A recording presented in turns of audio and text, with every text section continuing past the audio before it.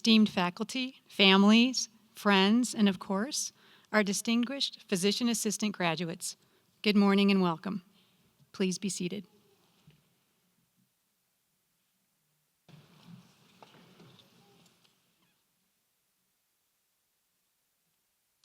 It is truly a privilege and honor to stand before you today on this special occasion as we come together to celebrate the achievements of our outstanding physician assistant graduates. This is a day of immense pride and joy for the graduates, their families, and our institution. Today we mark a milestone in the lives of these talented individuals who have dedicated themselves to the pursuit of knowledge, the art of healing, and the noble path of healthcare. These graduates have not only demonstrated unwavering commitment, but also remarkable capacity to adapt, collaborate, and provide compassionate care, qualities that define the essence of a PA. As we gather here, we reflect on the challenges and the triumphs that have shaped the journey of these graduates, leading them to this pivotal moment. We acknowledge the sacrifices made, the late-night study sessions, the countless clinical hours, and the dedication required to become a healthcare professional. We also recognize the support, encouragement, and love that families and friends have provided along the way. Your unwavering support has been essential to the success of these graduates, and today we extend our heartfelt gratitude to you. In healthcare, the role of a PA is multifaceted, demanding adaptability, competence, and a deep sense of compassion. These graduates are well prepared to meet these challenges and are poised to embark on a journey of service, impact, and lifelong learning. As we celebrate their accomplishments today, we also look forward to the future of healthcare and the transformative role that our graduates will play. The world of medicine is evolving, and these graduates, armed with their unique skills and qualities, are ready to contribute to the changing landscape of healthcare, ensuring that patients receive the highest quality of care.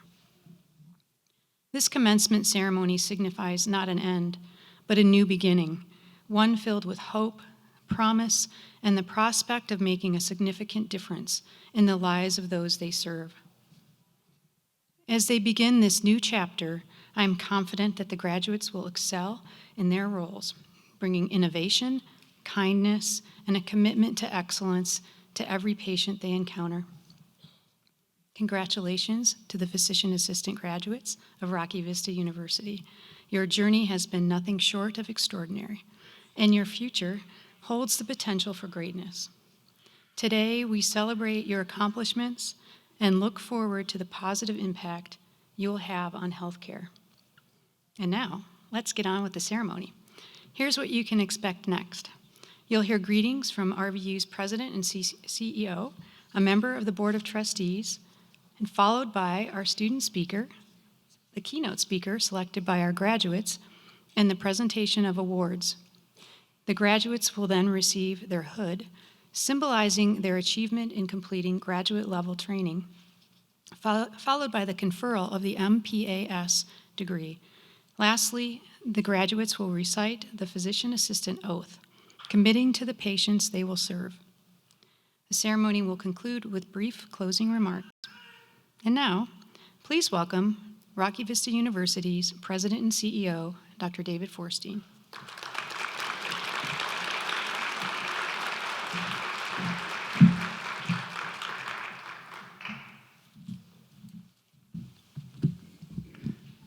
Thank you, Professor Ruff. Good morning, students, faculty, staff, guests, and the students' families and loved ones. I want to thank you for allowing me to spend a few moments with you today. While I currently serve as president of Rocky Vista University, I previously spent nearly 30 years practicing as an OBGYN and reproductive endocrinologist, working alongside many physician assistants. Being a university president does have its ups and downs, but today is a great day to be Rocky Vista University's president. Seeing these 34 graduates ready to ready to enter the workforce is exhilarating. My first experience working alongside a PA was in 1988. At that time, I was a third-year medical student on a GYN surgery rotation. The PA assigned to the case, a laparoscopic hysterectomy in the very early days of that procedure, operated circles around the attending physician. It was then and there that I promised myself to learn more about PAs and work with them whenever I could. Throughout my clinical career, when I was in practice, in my clinic, in my infertility practice, in the operating room, I worked with PAs whenever I could. When I had the opportunity to run an 80-physician OBGYN department, I initially encountered some resistance from my colleagues about bringing PAs into our group. Soon, each section in the department was clamoring for me to add PAs to their part of the practice because of the quality of the work and all that they brought to the healthcare team. You are joining the provider workforce at a critical time. Not only are we facing a shortage in providers, but we are also facing an aging population of physicians who are desperate to retire and are just waiting for reinforcements. So that's you. I want to thank you for spending the past 27 months with us at RVU. You have succeeded to the highest levels. To your families, I want to thank you for supporting these students through their education. I know they have made you proud. And students, we know your work is not done. There's that PANCE exam you have to take, and employment contracts to review, and soon there will be patients to see. But that is all for tomorrow. Today is about celebrating you. Congratulations on your achievements. I would now like to welcome a member of our Board of Trustees, Dr. Beth Fox, to the podium to offer her greetings. Dr. Fox.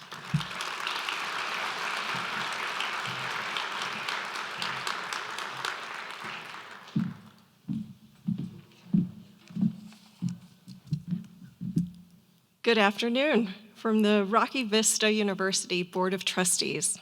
To our graduates, we have faculty, family, and friends. Today is not just a celebration of your hard work, it is the beginning of your journey in medicine.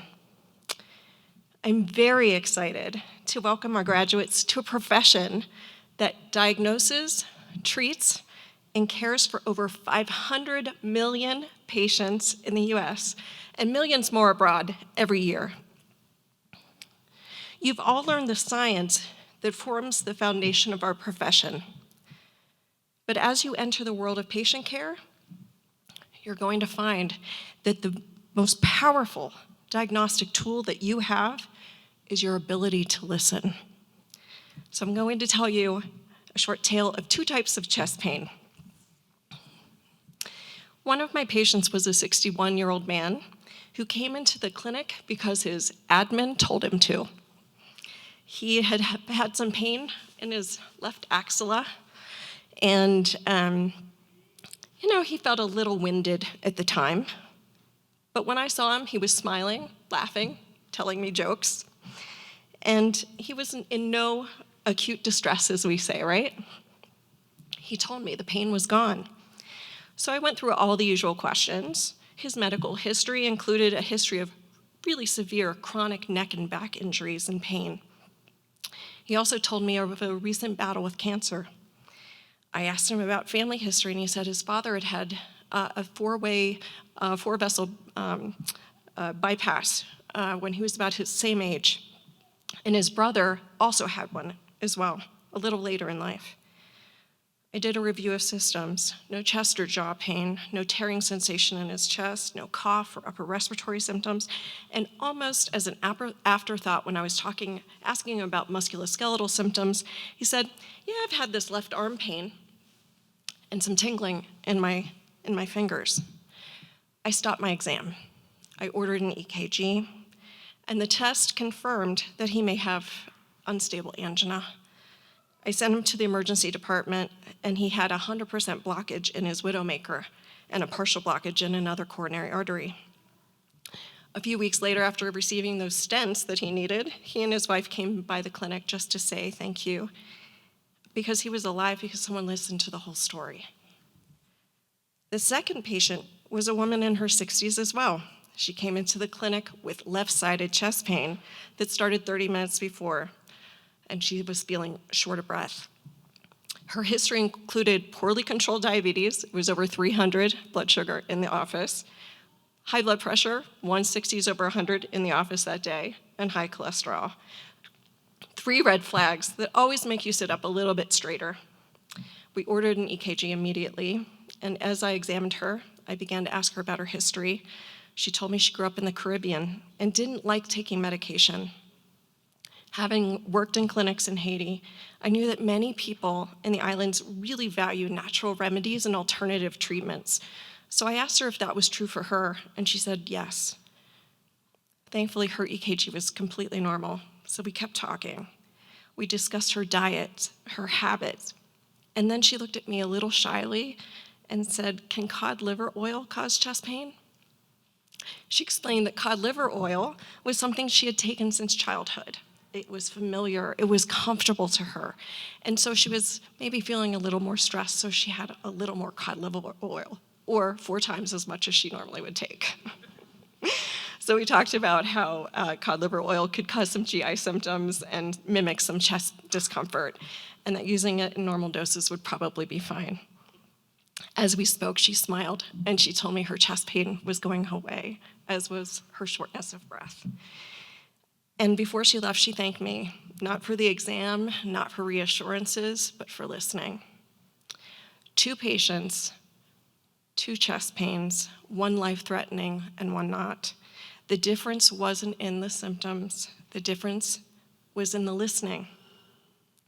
In your career, listening to your patient will tell you the diagnosis a lot of the time, inform the treatment that you're going to offer them, and make your patient feel heard, so much so that they will develop a trusting relationship with you. And they will call you in the middle of the night when they're scared, or ask you if cod liver oil is okay. Listening will save more lives, more often than diagnostic equipment or surgical skills. As you leave here today and begin your careers as PAs, remember, the patient in front of you is not a case or a diagnosis or a set of lab values. They are a story waiting to be told if you are willing to listen. Congratulations, class of 2025, and welcome to the PA profession.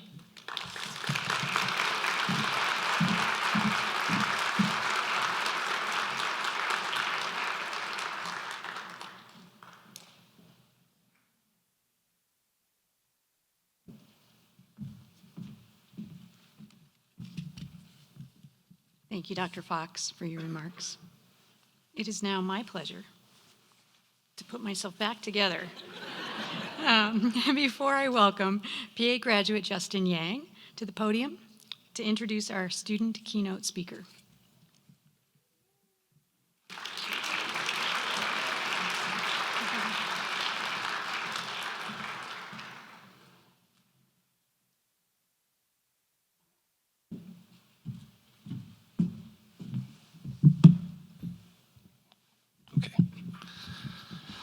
Oh, wow, it's a lot of people. Cool. All right. Classmates, faculty, family, and friends, today we stand here at the end of this incredible journey that we all took together.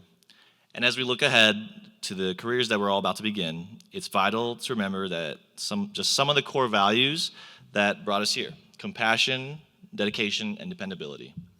The person who will deliver our keynote address today is someone that I believe embodies those 3 values.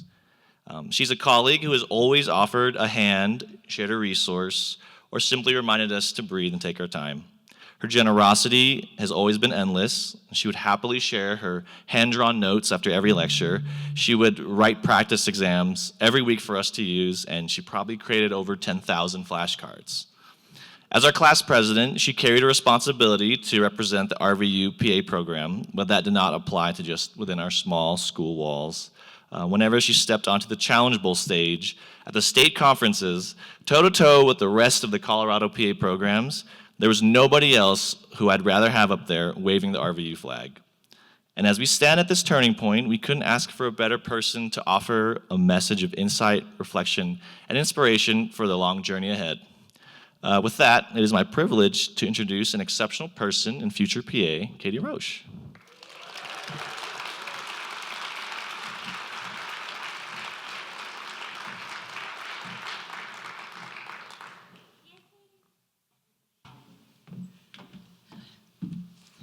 Justin, you weren't supposed to make me cry this early in the morning? Good morning, everyone. Thank you, Justin, for that really lovely introduction. I just want to start off by taking a moment to thank everyone, all the family, all the friends, loved ones, faculty, preceptors, both here and those cheering us on from afar, for all of your incredible support these past 27 months. And what a wild 27 months it has been. Time seems to move a little differently during PA school, because on the one hand, it somehow feels like it was only a few short months ago that we were all sitting in 125, looking at each other, wondering what the heck the difference was between HEF-PEF and HEF-REF, while simultaneously feeling like we've known each other a lifetime. When we started this journey, little did we know just how familiar we'd become with the four walls of 125, or how quickly we would make friends that will last us a lifetime. During didactic, there were countless late nights spent in the library, fueled by caffeine, few tears, and lots of laughter. While statistics may not have been our strongest subject, we were quickly able to prove that there was a positive correlation between the number of hours spent studying on campus and our level of delirium. There were endless amounts of laps taken around the campus or to and from George's desk if it was too cold to go outside during our 10-minute breaks between lectures, both to help maintain some semblance of our sanity, but also to prevent DVTs. After a grueling 9 months in didactic, we swapped out our business casual for scrubs, our late-night library sessions with middle-of-the-night surgeries on call, and our laps around campus with laps around hospitals, usually trying to figure out where that one patient's room was, only to remember that the cardiac floor was actually on the 3rd floor of the last hospital, not this one. The group chat was buzzing with excitement those first few rotations, the first time somebody was able to suture a laceration, deliver a baby, or see a rare disease we thought we'd only see in an exam question. And while I'm not entirely sure anyone actually found the optic disc during rotations, sorry, Professor Punt, I do know one thing for certain, and that is that everyone in our cohort still carries a personal vendetta against rabies. Thank you, Professor Chanos. But in all seriousness, it has been so amazing to see and hear about all of the incredible things that everyone in my cohort has done on rotations these past 15 months, and the amount of growth that everyone has shown in their journey to becoming a PA. I am so incredibly proud and grateful to be on this stage today, knowing that I have been part of such an amazing cohort of people. While I'm saddened that we've already started scattering about the country, I'm beyond excited to see where everyone ends up. I know a lot of us are struggling with the resurgence of imposter syndrome as the reality hits us that very soon we will be seeing real-life patients with real letters behind our name.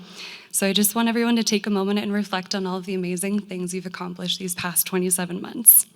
I want us to think about where we started in 125 and how far we have and will continue to raise the bar for ourselves. I know all of your future patients are so incredibly lucky to have all of you. I couldn't think of a great way to wrap this up, but since we won't all be together again to take the pants, it feels right that we end this by doing our pre-exam ritual one last time. Y'all know the drill. And I'm sorry in advance because I don't think I'm going to do this quite as well as Rihanna, but I'm going to give it my best shot. So, class of 2025, it is what it is. Congrats, class of 2025.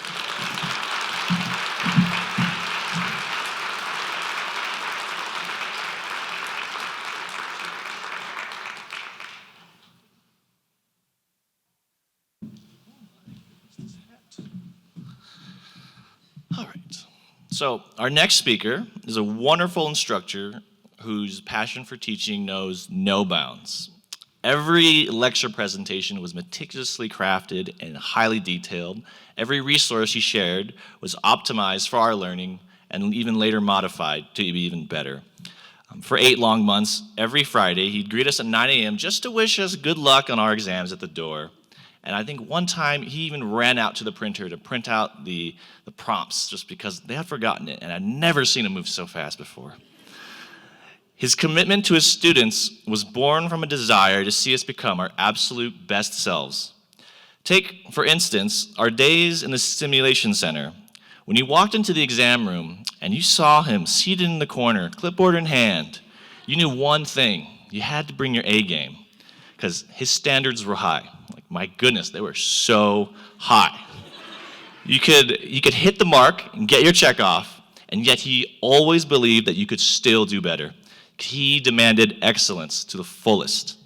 And not just for him, or not just for us, but for our future patients. Because what we did in the class is what we would take to our exam rooms. And he took that responsibility very seriously.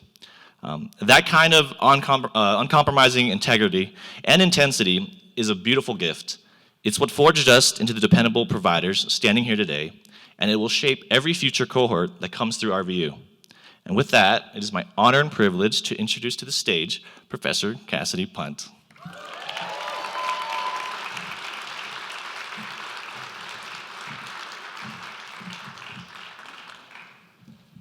I'm crying more than Katie.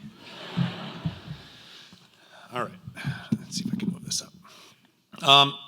Thank you, class of 2025, for letting me speak. I am Professor Punt. I think you did this just so you could see me stand in one place while I talk to you, because it's never happened before. And I actually have notes, and we'll see if I can stick to them. So, number one, I want to thank the class of 2025 for asking me to speak today. I'm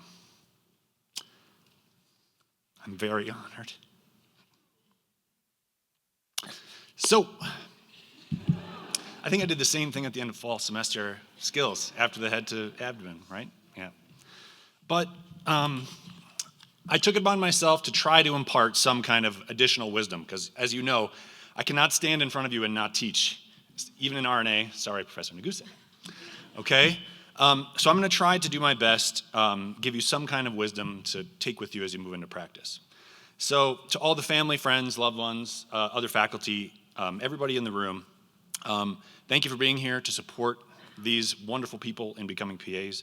But sorry in advance, this speech is for them. So family members, they're probably going to have to explain some terms to you, but that's okay. They know I love terms, and I know that they can explain them all to you as we go through, okay? So when I was trying to figure out what to talk about, I obviously used AI, which I think everybody who knows me knows had to happen. But basically, in the end, I realized I just want to keep teaching you the way that I've taught basically every interaction I've had with you. I just tell you how I've screwed up in the past so you can learn from it and try to avoid it. So that's the tact that I took here. I'm going to tell you about 3 more final Professor Punt screw-ups so that you don't make the same mistakes, okay? So 3 stories about how Professor Punt messed up. So the last ones you might get unless you give me a call, and I'll tell you plenty more, okay? So story number 1, don't be afraid to be confident, okay? I was early in my career. I was about 6 months into practice. I was in the operating room. A little bit of background for the audience. My first job was at Mayo Clinic, which some of you may have heard of. No big deal. But I was in the operating room with a 5th-year resident physician. So it was their 2nd week on my service. They were just about to head off to do some big fancy joints fellowship at a big fancy hospital. I mean, these are Mayo Clinic orthopedic surgery residents. These guys are good, guys and gals, okay? By that point, I was pretty good at my job. I was 6 months in.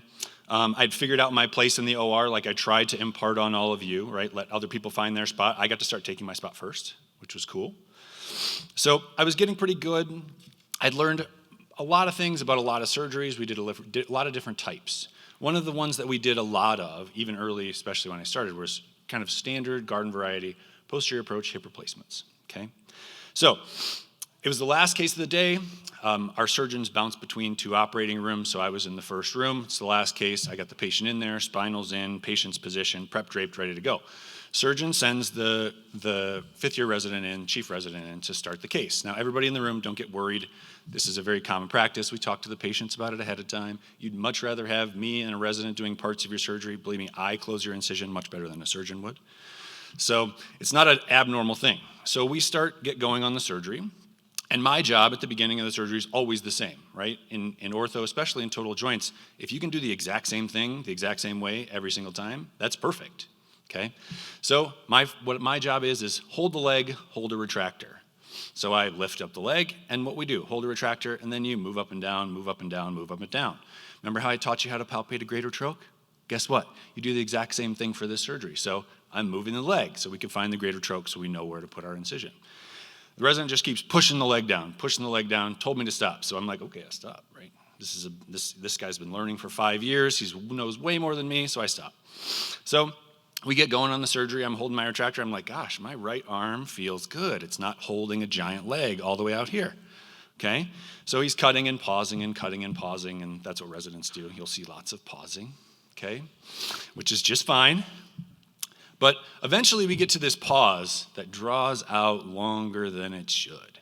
And finally he says to the circulating nurse, hey, call the surgeon in. There's no fascia. Now, for those in the audience, fascia is like a thick connective tissue layer, covers your muscles. And in some muscles, there's thin fascia, and in some muscles, there's thick fascia. So what we were supposed to find is a big, thick thing. So I had never heard that before, and I was like, well, I know there's anatomical variance, but I don't know if there's that much anatomical variation, okay? So that's something I'd never heard, okay? If you're in the right place, there's fascia, and there was no fascia. Turns out we weren't in the right place. We made our incision right behind the ASIS, which is the anterior superior iliac spine for people out here, a little pointy thing on the front of your hip bone.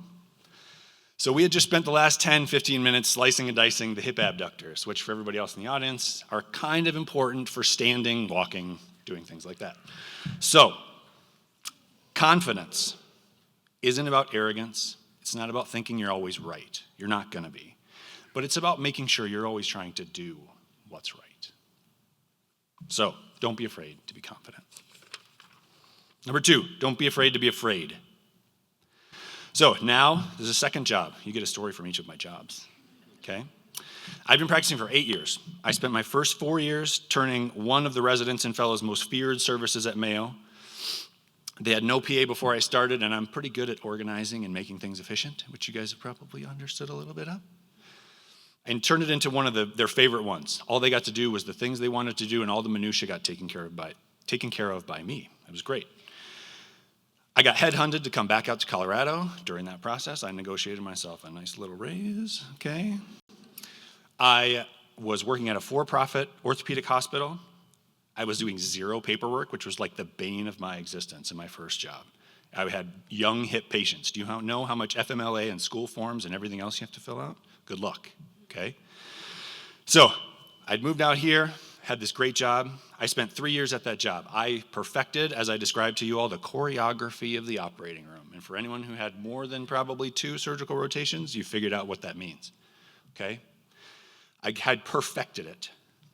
I was in the OR 4 days a week. I was in at 6:30, home by 4, almost every day.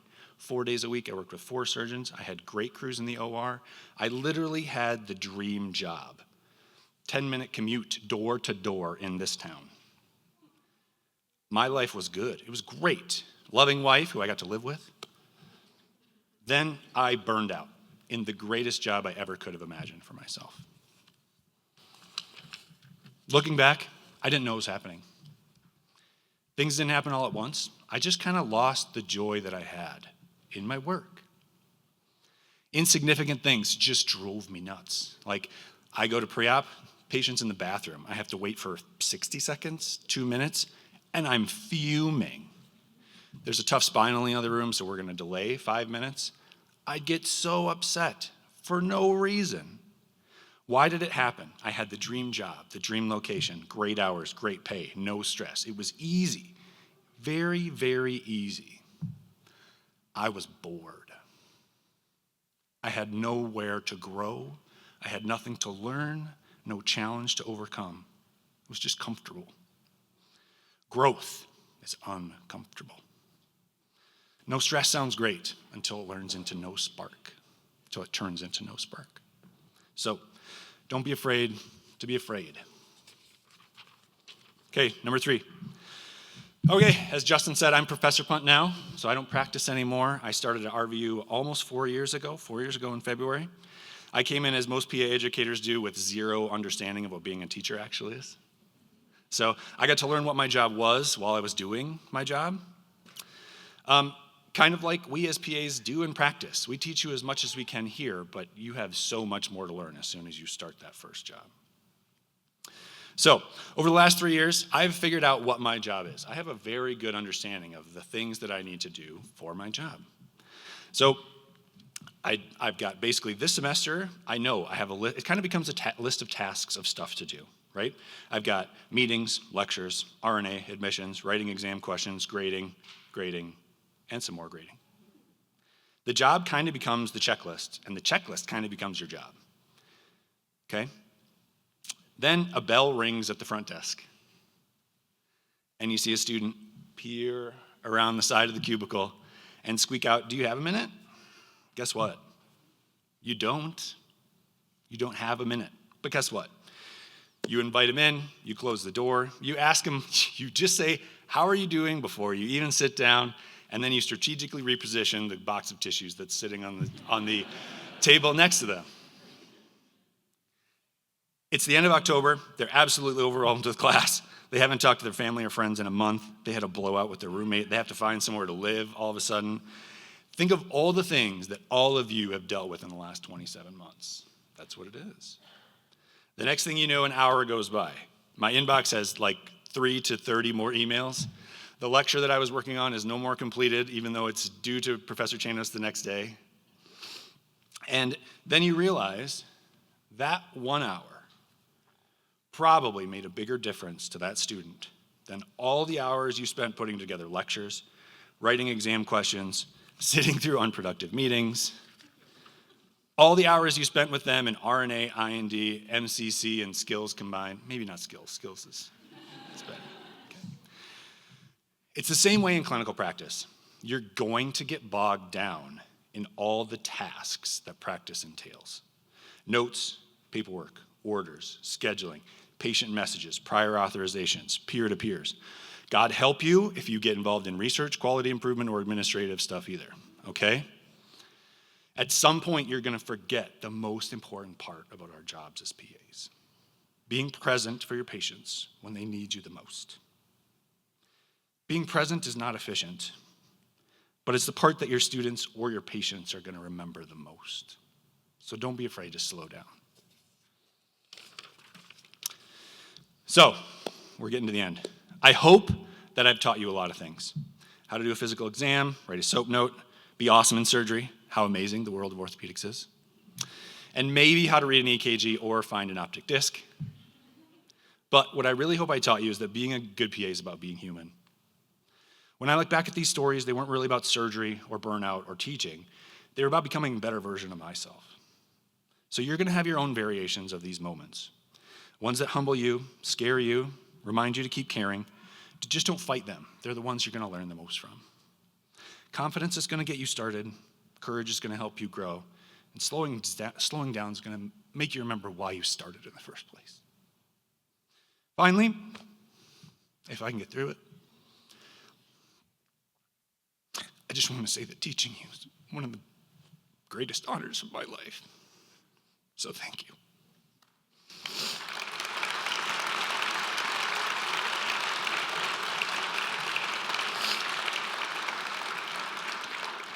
One more sentence. So, in the next 20 minutes, I don't think you're going to do anything to prevent this. So, from your former professor and new colleague, congratulations, and get out there.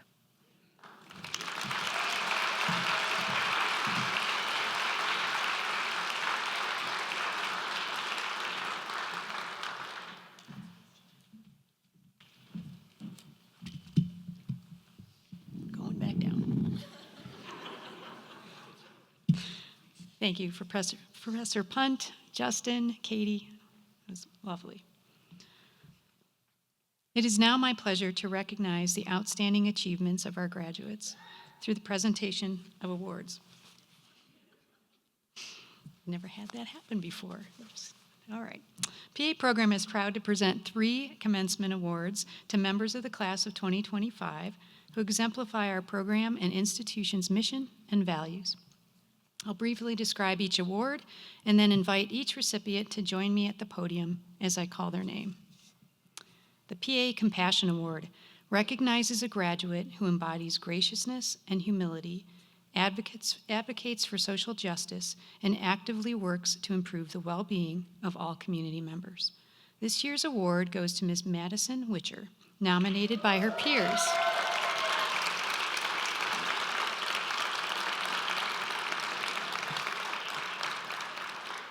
Maddie was nominated by her peers for her unwavering support of fellow students and her commitment to service. Her positivity, empathy, and kindness shine through in everything she does.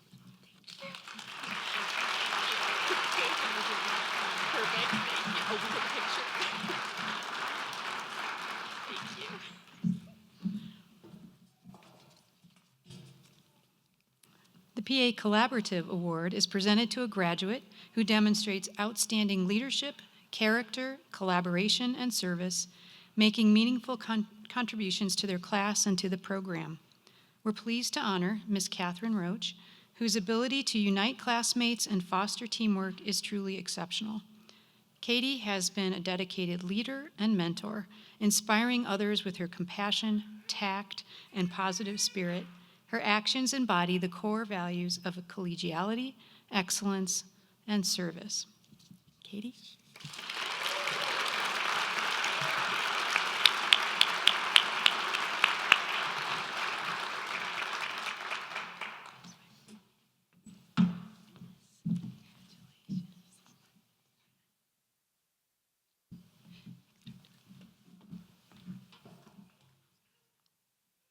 Finally, the PA President's Award is presented to an outstanding graduate who exemplifies the university's core values of collegiality, compassion, diversity, equity, excellence, inclusivity, integrity, and service.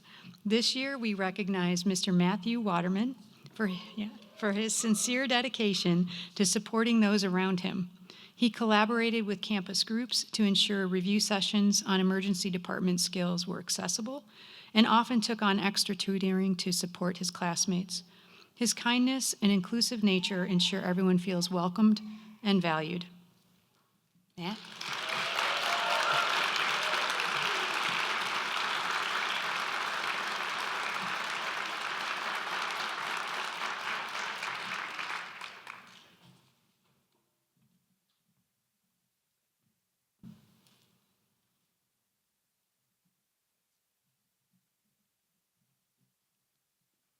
Congratulations to all our awardees.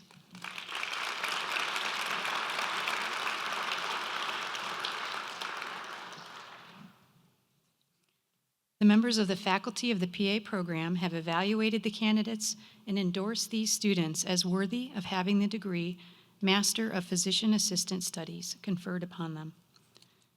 Dr. Forstein and honored guests, on behalf of the faculty, it is with great pride that I present to you Rocky Vista University's Master of Physician Assistant Studies graduate class of 2025. Professor Eckard, Dr. Forstein, Professor Neguse, please join me.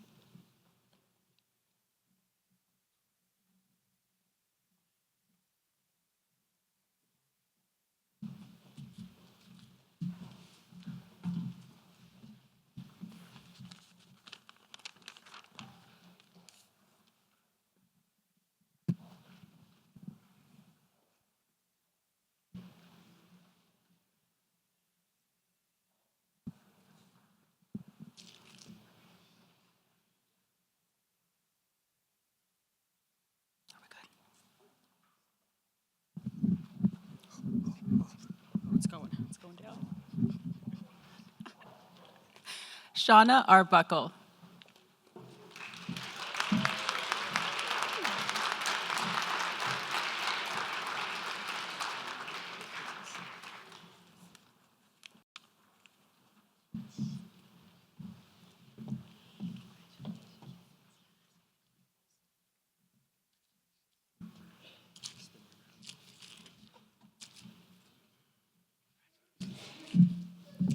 Casey Bruton.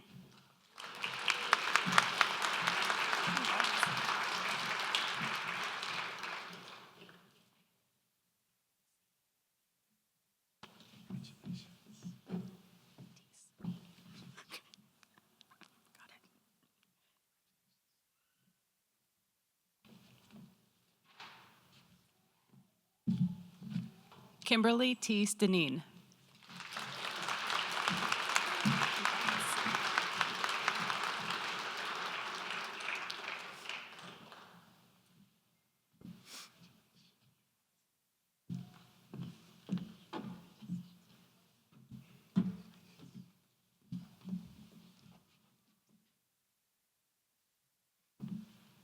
Carly Donlin.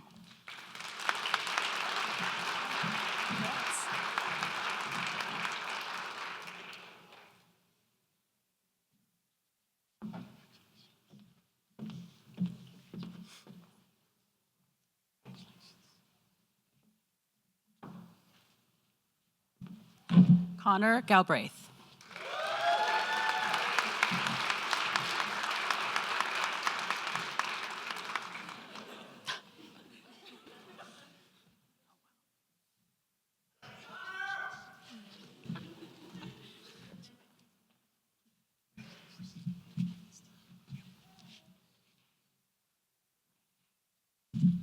Jacqueline Gutierrez.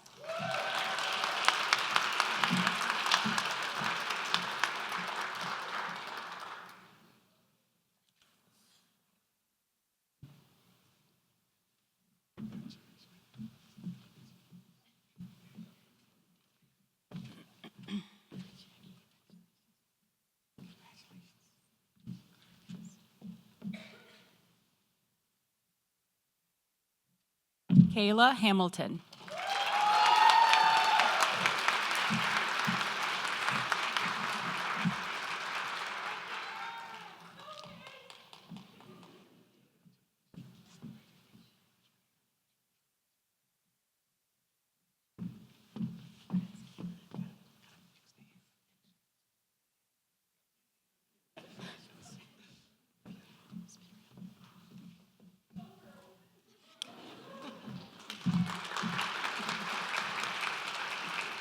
Danielle Hotman.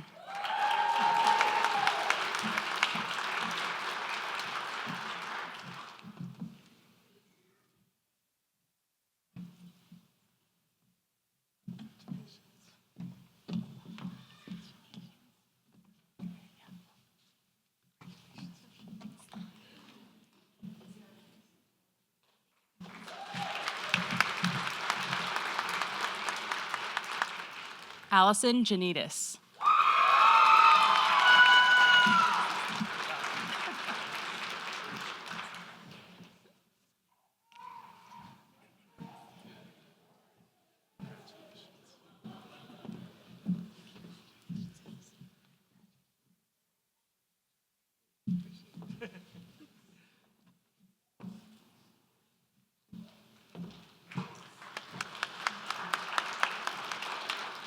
Connor Johnson.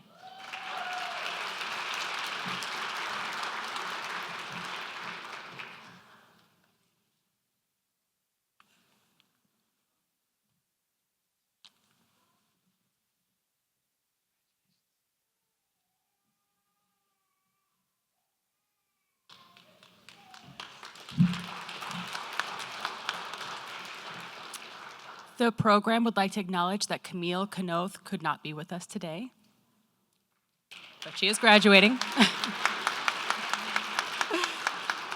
Connor Lanier.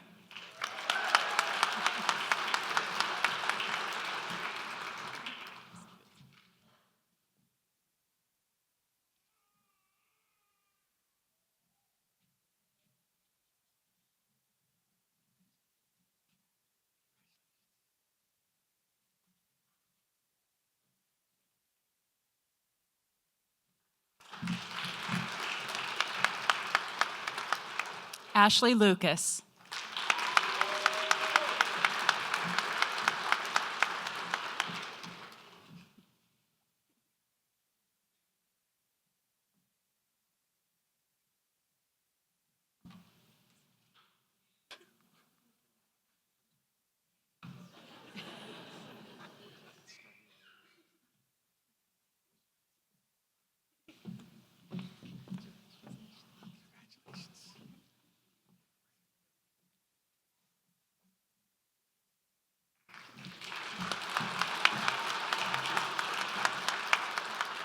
Anthony McCool.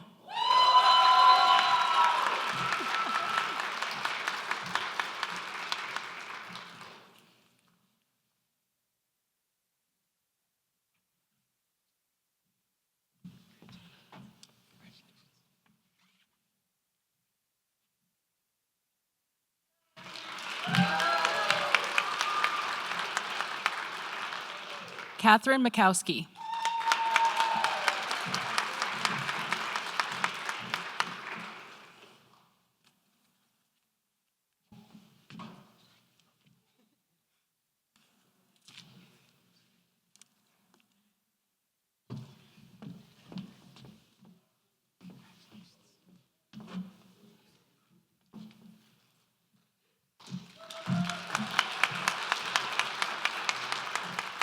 Evan Nair.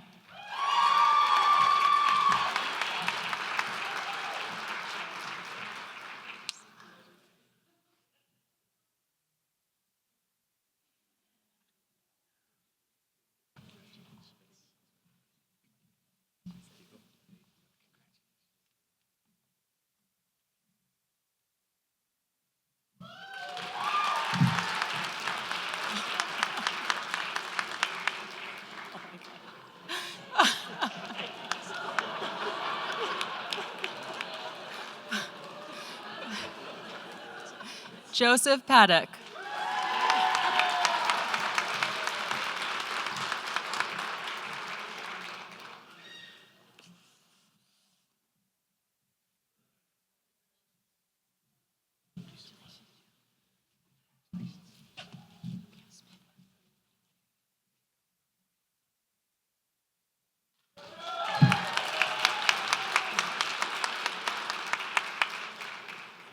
Alondra Palomino.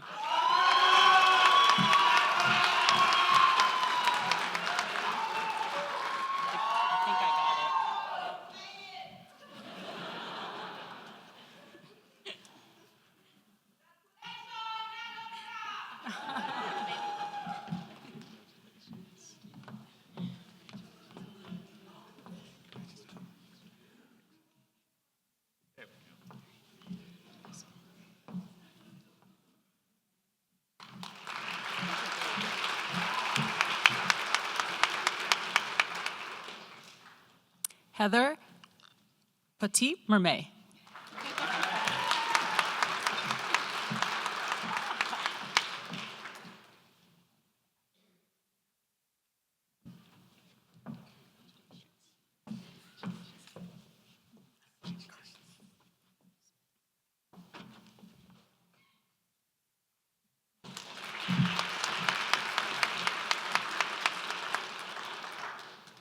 Rihanna Ponturiero.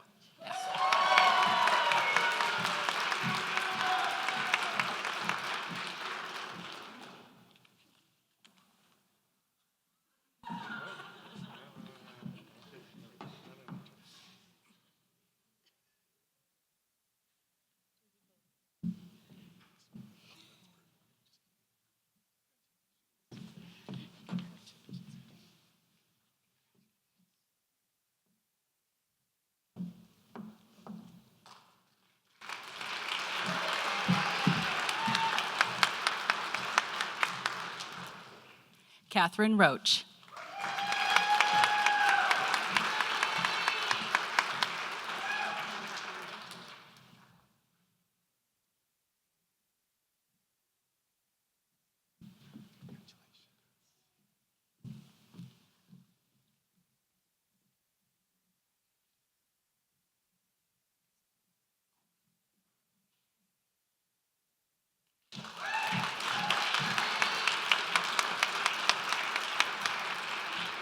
Catherine Sariego.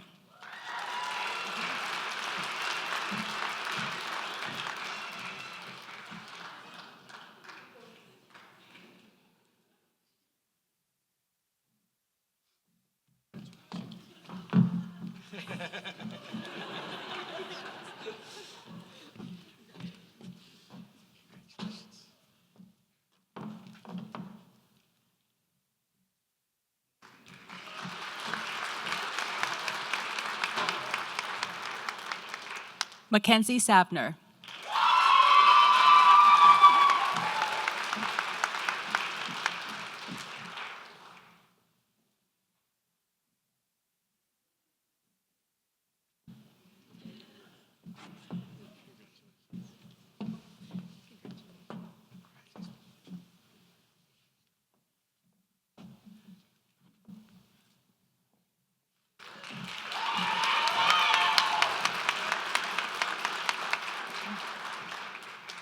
Abby Sherva.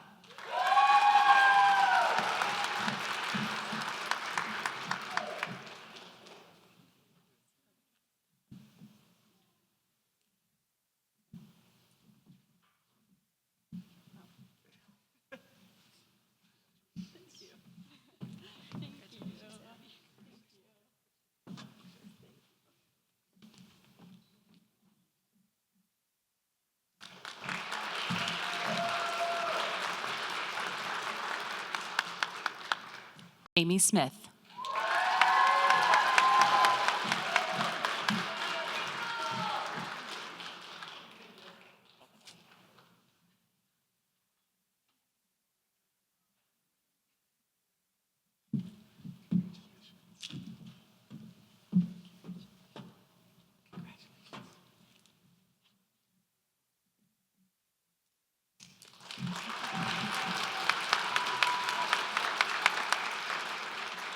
Grace Spurlock.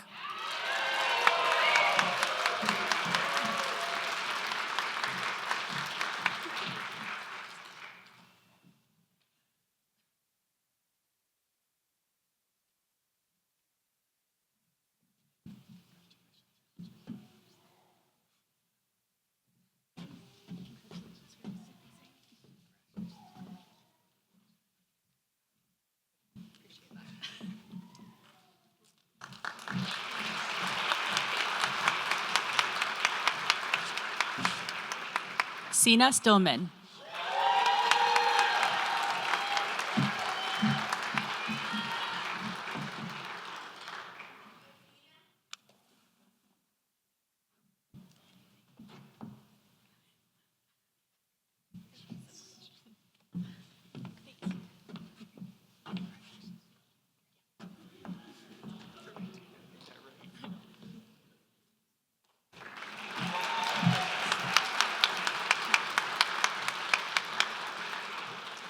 Jeannie Than.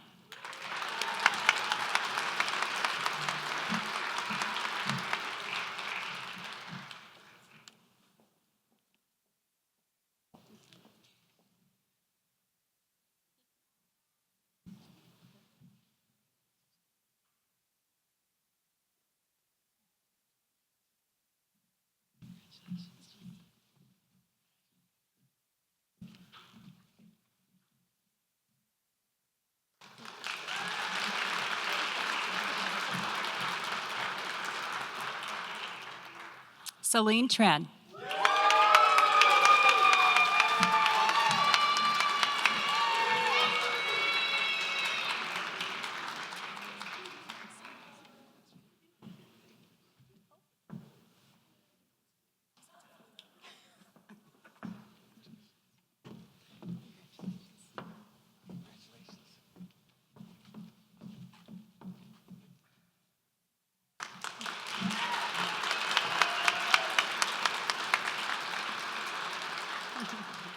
Andrew Vu.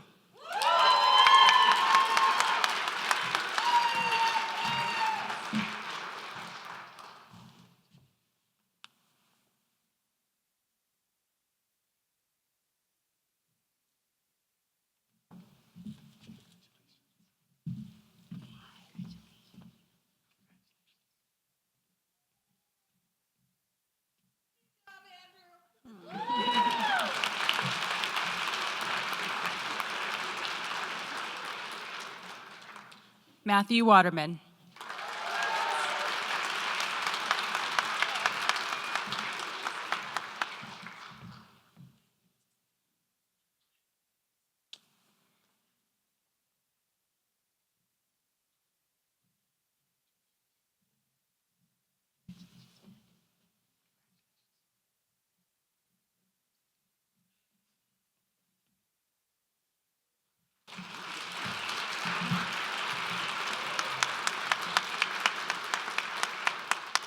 Maddie Witcher.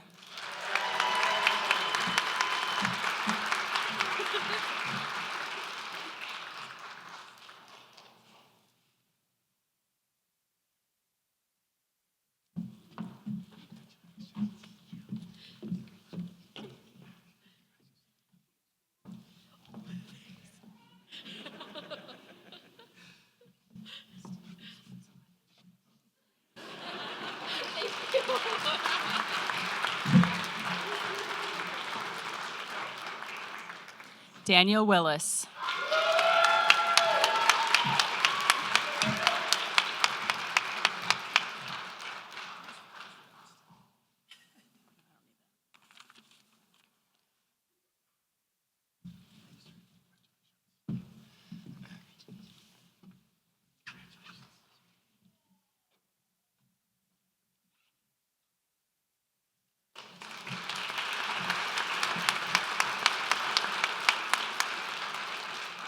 Justin Yang.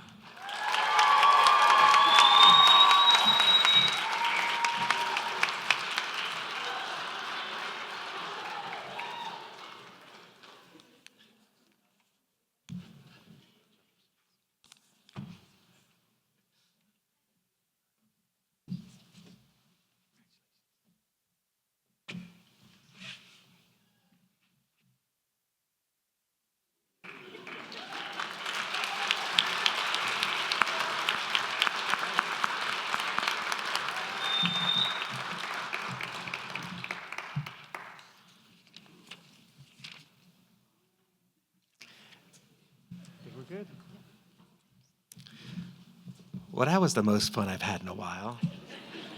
And every year there's at least one that gets Professor Eckhart up on his toes to get that hood on. Graduates, will you please stand?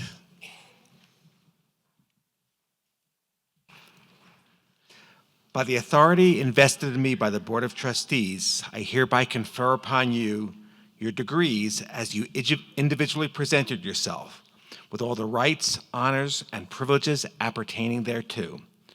You are hereby recognized as graduates and alumni of Rocky Vista University. Will you please move your tassels from the right to the left?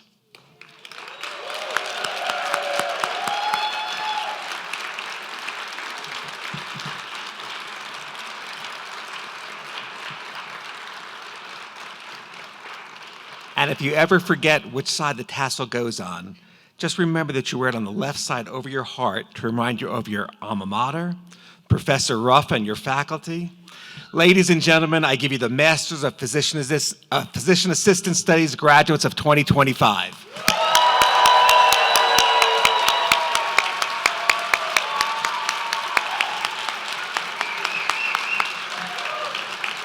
Congratulations.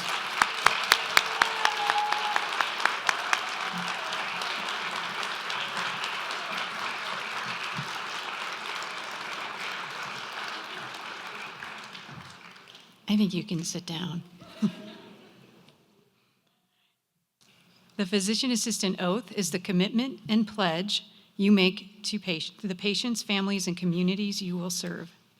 I now invite Darcy Solonic, Associate Professor of PA Studies and the Director of Curriculum, to the podium to administer the oath.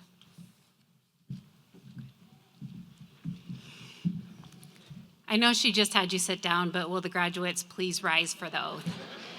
We're keeping you on your toes, getting your blood moving. I also invite all the physician assistants in the audience to stand with the graduates to reaffirm and share our oath. Please raise your right hand and repeat after me. I pledge to perform the following duties with honesty and dedication.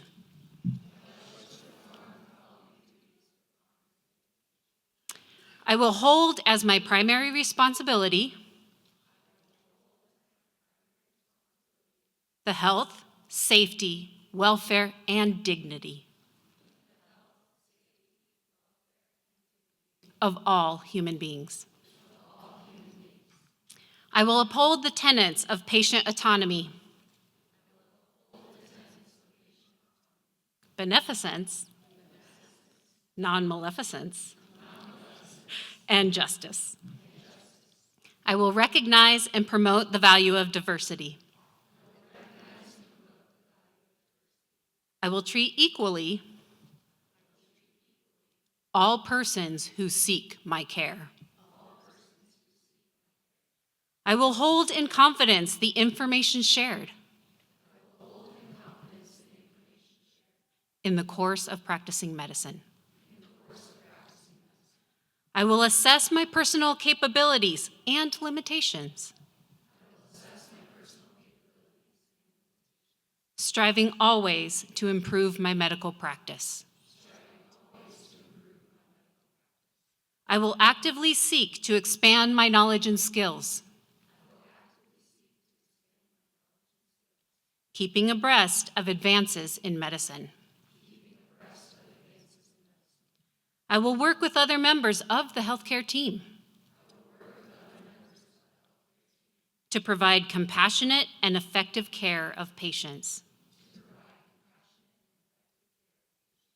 I will use my knowledge and experience to contribute to an improved community. I will respect my professional relationship with the physician. I will share and expand knowledge within the profession. These duties are pledged with sincerity upon my honor. Thank you, fellow physician assistants. Please be seated.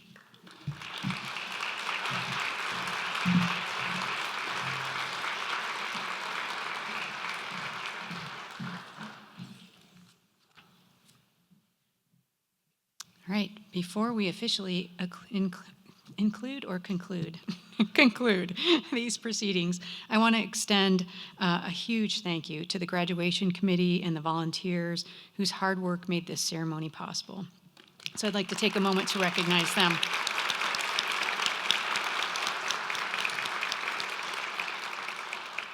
I also want to mention it is someone's birthday today, Professor Eckhart. Yeah.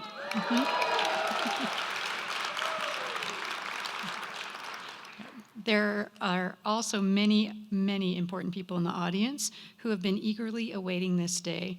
They've provided counsel, love, advice, and perhaps financial support for you to reach this moment. Students, please take a moment to recognize those seated around you who've supported you throughout your education.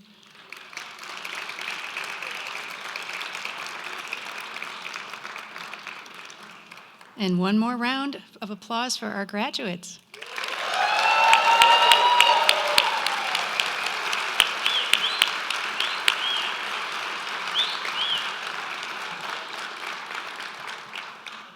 Family and friends, we kindly ask that you remain in this area until the conclusion of the recession.